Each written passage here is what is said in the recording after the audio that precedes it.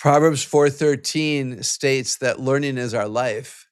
We need to guard it well and hold on to instruction because it's our life. Do we model teachability? Do we model curiosity? Do we model that there's a way that we wrestle with contradictions? Don't be afraid of the dark. Be careful with stars. Not every light is gonna guide you, baby. Not every light is gonna guide you. So, Dr. Kathy, today on the Celebrate Kids podcast, in this daily segment, Facing the Dark, I want to talk about something that I saw that happened in England recently. Officials at England's Henley College, it's a public school equivalent for juniors and seniors in the U.S., it reported a politics teacher to authorities after the teacher showed some videos of U.S. President Donald Trump. These videos were shown to 17 and 18-year-old students during a lesson on the 2024 election. Officials said the videos could have caused emotional harm and might be seen as kind of a hate crime inside of their country. The school refused to discuss the matter, but the teacher, who asked not to be identified, claimed that he was essentially forced out of his job as a result of some of the complaints that came from him showing these videos. Now, Dr. Kathy, I don't want to take a stand on any political matters or anyone in general. I just don't think that I want to lose my job today. But I do want to introduce this topic because I think it's interesting when we look at different people in different stages of leadership, especially when they cause us to kind of feel challenged. Now, this place in England, these people, these parents really ended up feeling challenged by this figure of Donald Trump and what he means kind of in the political climate in the world and how that weight kind of affected their kids. But I want to know a little bit, should we be introducing people that we feel are problematic figures to public life? Should we be introducing them to our kids? What happens to our kids when they kind of maybe are faced with some people that are problematic, whether it's a political figure or maybe even like an artist, like a singer or somebody like that? Should our teenagers know that these people exist in the world? Yes, and I would say they already know. Unless they're living in a cave and they have absolutely no discernment at all, they know. And I think it is extremely beneficial for us to let them know that we see it too. Like, let's let them know, oh, yeah, you're frustrated by that. I noticed that also. I'm thinking about it. I'm praying about it. I was comparing it to something that I heard the other day. Like, how do we process our negative reactions to negative people or our reactions in general to stressful situations or people, whether they be public figures or somebody who's in our neighborhood and somebody who's maybe even in our church or somebody who's a clerk at a store and we don't ever want to go to her checkout lane because of her, negative views. Or the last time I was in her checkout lane wearing a particular shirt, she called me out. And so I don't want to be put in that position ever again. Yeah, no, they exist. These people exist. This is real world. This is how we prepare them for the real world and not the chatbots of life that are just manipulated here, there, and everywhere. I think it introduces them to the idea that they better have their antenna up, they better be alert, and they better be discerning. And it also teaches them, what are your values? Why do you think that that person is quote unquote a problem and that other person isn't? It's because of what you have chosen to believe and what we've helped you believe. And we're excited that we see you using it. Dr. Kathy, it's kind of funny thinking back on this a little bit for me because when there was the Occupy Wall Street movement and different protests that were happening around our country, it was safe in the place of where I live in Minnesota for me to take a group of students down and actually speak to them. They had a totally different viewpoint on culture in the world than I did, and than most of these kids were raised with. And I just offered it to them. How many of you want to go down and kind of like get to know some people who don't think like you?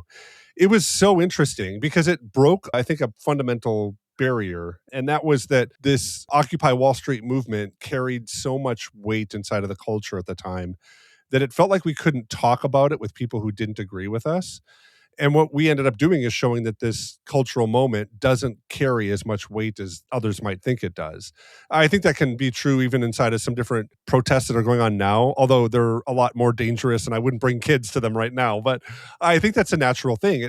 I think it does build resiliency for our kids. And it's probably a natural step to kind of bring them to that place. But I also wonder a little bit that there may be points where we do step over the line. I know that teaching things like the Holocaust or what have you, that there can be really challenging imagery and even challenging realities at that time period that can cause anxiety and worry and fear.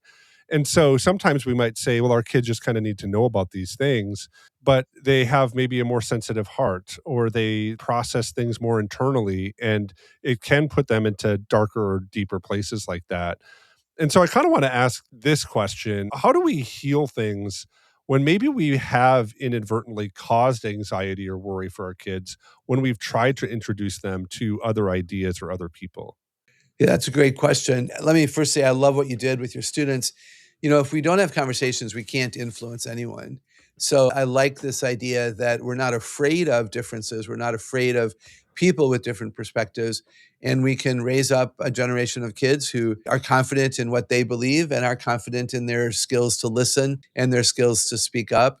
So I think that's really good. And I think that that's one of the ways that we help them handle worry and anxiety is we show them that they can speak truth into the darkness and they can speak love into hate and hope into fear, etc. So we give them those opportunities to see that they can make a difference. Maybe we show them others who have made a difference. With the Holocaust Remembrance Day, some of the footage that I watched was really difficult, and I've been privileged to be at a concentration camp.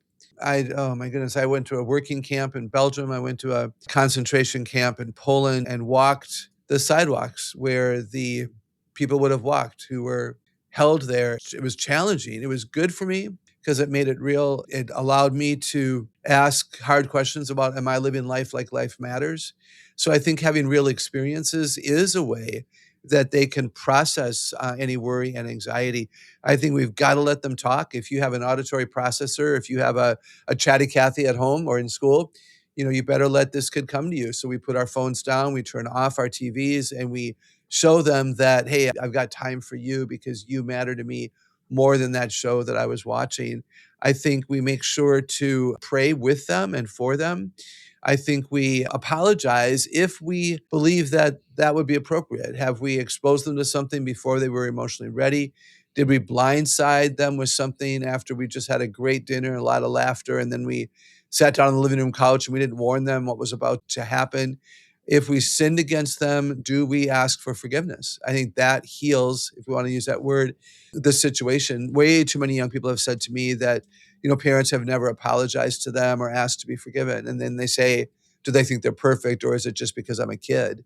And that really discourages me. So I think those are acts of humility that go a far way in showing kids that they don't have to stay in that anxiety kind of worry place. And one more idea, Wayne, and that would be to check in later.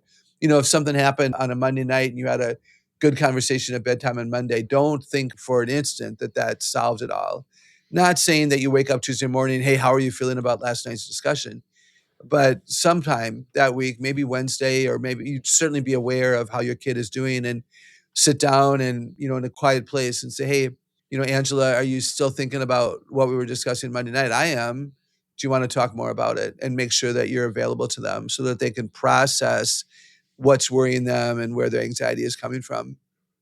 I love that, Dr. Cathy. Those are really important things for us to understand as we kind of take that step in. I've been really surprised as I've been a parent how much my kids kind of are interested in what I think about or the people that are kind of influencing Mm. me. And it's been really surprising a little bit from even like the media side where there's different podcasts or different books I might be reading that I don't think they would be interested in. And then I happen to say, oh, Mm. I was listening to this podcast the other day, and all of a sudden they're like in rapt attention. They want to know who this podcaster is. They want to know what was talked Uh, about. And I had assumed that they didn't care. Now, I do think that they don't care all the time, right? So I want to maybe caveat that. But I've been a little bit surprised at how much they do care. And I haven't really, mm. considered it much except for the last couple of years of introducing, my kids to people who are influencing me. So could you give me a picture or maybe some inspiration to step out and be awkward with my kids and talk to them about these people that are influencing me? Why does it benefit our kids and what value does it give them or what value does it hold when they are introduced to people that are influencing us? Proverbs 4:13 states that learning is our life. We need to guard it well and hold on to instruction because it's our life. Do we model teachability? Do we model curiosity? Do we model that there's a way that we wrestle with contradictions? Do we model that we don't like confusion, so we seek clarity? And we do that by talking to a pastor, by talking to our dad, by reading something that's refreshing, by listening to a particular podcast. So I think that for us to model that we are still learning is critically important. And I think it's a high compliment that any kid would want to know what a parent is listening to, reading, watching, and being influenced by. I think they love you, and I think they love learning. I think another reason that we would want to demonstrate to our kids that we're being influenced is we want them to be influenced, right? Not just by teachers, not just by homeschool mom and dad, but by others. And then how do we discern? I would hope, Wayne, that when you answer those questions and you tell your kids, hey, I was listening to this person, he's a pastor here, or, he's a part of the faculty of, Summit, or he's, one of the writers for the Colson Center. Like, do you teach them in those conversations how you've discerned that particular man or woman is worth listening to and worth reading? I think that's a key. As Dr. Kathy and I were talking today, it reminded me of a passage that comes out of Daniel chapter 1, and I'll just read verse 17. To these 4 young men, God gave knowledge and understanding in all kinds of literature and learning, and Daniel could understand visions and dreams of all kinds. Daniel and his friends, they were teenagers when they were immersed in Babylonian education. They had politics and religion, language, ideology, all at their fingertips, all shaping them and working to inform them about the world. And those views often stood in opposition to their faith and values that they'd been raised in and that they actually really believed. God doesn't protect Daniel by isolating him from some different problematic leaders and ideas. Instead, Daniel's trained to discern while being fully exposed. Scripture assumes that young adults must learn to engage complex, flawed ideas, and Scripture reinforces to do this not emotionally or reactively. Shielding teens from real-world figures really does delay some of their discernment. And really, a guided exposure can really help develop discernment for these young people. Introducing older teens to controversial public figures, really with guidance, helps them practice critical thinking in a safe environment. Better they wrestle that complexity under your roof than being blindsided by it later on without you. I think that this is an important step that as parents we need to take to talk to our kids about people that are influencing us and people that we might be a little bit afraid of, or maybe not even afraid of, but we might be challenged by. Helping guide our kids to wrestle that through and have a framework and a scaffolding for those thoughts can really be a helpful guiding light that guides them through dark times and other challenging situations they might find themselves in later. And I hope that's an encouragement for you. And I hope that all the things that we do here at Celebrate Kids are an encouragement for you. On behalf of Dr. Kathy Koch, we're so thankful you're listening here today. My name is Wayne Stender, and we're looking forward to seeing you here again tomorrow.